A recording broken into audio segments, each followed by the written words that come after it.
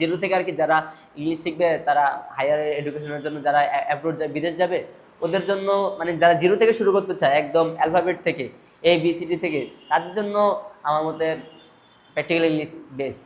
My self Yusuf Adnan, I am from Chandpur. Recently I have complete my SSC exam.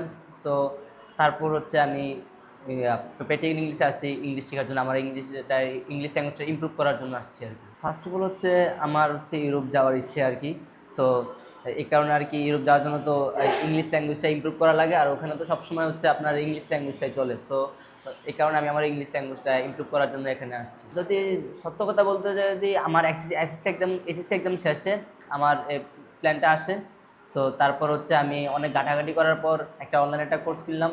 Course কেনার পর হচ্ছে আমি প্রায় 15-20টা ক্লাস করার পর দেখলাম যে না, ওইরকমভাবে আমি শিখতে পারতেছি না, কন্টিনিউ করতে পারতেছি না। যতগুলো আছে এক কথা বাংলাদেশে আমি সব জায়গায় ঘাটাঘাটি করছি, করার পর দেন দেখলাম যে না, প্র্যাকটিক্যাল ইংলিশ সবার থেকে একটু আলাদা। সাপোজ ওরা ওদের নিজস্ব আবাসিকে হচ্ছে ওরা মানে এমন একটা রুলস মেকিং করছে যে কোনো বাংলায় কথা বলা যাবে না, বাংলায় কথা বললে হচ্ছে ফাইন দিতে হয়। তারপর হচ্ছে অল টাইম মেন্টরসের সুবিধা পাওয়া যায়।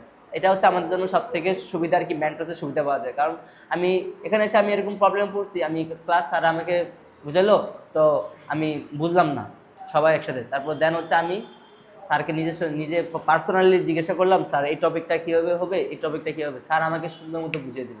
তো এই কারণে আমি এরকম সুযোগ সুবিধা দেখলাম, দেখার পর হচ্ছে আমার ইন্টারেস্ট জাগলো প্র্যাকটিক্যাল ইংলিশের প্রতি। তারপরে আমি ওনাদের নক করলাম, করলাম। অলরেডি আমার একটা ফ্রেন্ড মেন্টরসে আছে, হ্যাঁ। তো ও আর আমি সেম স্টুডেন্ট, মানে আমি জানি আমার বন্ধু কীরকম, ওর মেধা কীরকম, ও কীরকম হার্ডওয়ার্কিং।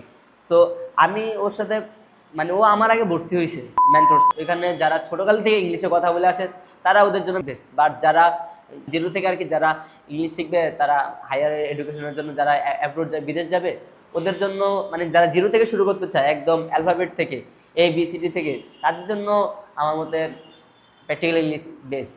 মানে আমার বন্ধু একটা প্রতিষ্ঠানে আছে অলরেডি, তো আমি নাম বলবো না প্রতিষ্ঠানটা, ও আমার অনেক আগে ভর্তি হয়েছে। তো একদিন আমি ঢাকা ছিলাম, তো ওর সাথে আমি ঢাকা থেকে যখন আমি ব্যাক করতেছি চাঁদপুর, তো ওর সাথে হঠাৎ করে আমার দেখা হয়ে গেলো। তো ওর আমি জিজ্ঞাসা করলাম কী অবস্থা তোর, কী অবস্থা বললো, তো আমি অলরেডি একটা জায়গায় ভর্তি হয়ে গেছি ইংলিশ শেখার জন্য।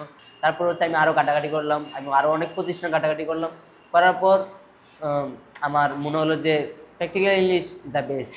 সো এখানে মেন্টরসের সুবিধা পাওয়া যায়, তারপর হচ্ছে আপনার রেসিডেন্সিয়াল সুবিধা আছে, যেখানে সবসময় আপনি মেন্টরসের সুবিধা পাবেন। এমনকি আপনার রেসিডেন্সিয়ালের যে মেন্টরসটা থাকে ওর সুবিধা না, আপনার পুরো প্রতিষ্ঠানের মধ্যে যতগুলো মেন্টরস আপনি প্রত্যেকটা মেন্টরসেরই সুবিধা হবে।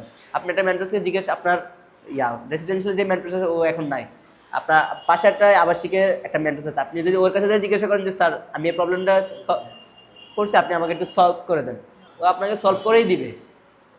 এটা হচ্ছে এই সুবিধাটা হচ্ছে অনেক ভালো আর কি। অলরেডি আমি ভেবে নিয়েছি যে আমি আমার যে ফ্রেন্ডটার কথা বলছি, আমি ওকে এই পজিশনে আসার কথা বলবো, কারণ ওর সাথে আমার কথা বলার পর ওর স্পিকিং স্কিল দেখার পর আমার মনে হলো না যে ও এখানে থাকলে শুধু শুধু ওর টাকা নষ্ট হবে, ওর সময় নষ্ট হবে, বিকজ সে আমার ফ্রেন্ড। তো আমি চাবো না কখন তার ক্ষতি হোক, আমি সবসময় চাবো যে আমি যেখানে যাই সেও যাতে সেখানে হোক, আমি যদি একটা ভালো জায়গায় যাই তা সেও যাতে একটা ভালো জায়গায় আসো, কারণ ও আমার ভালো চায়, আমিও ওর ভালো চাই।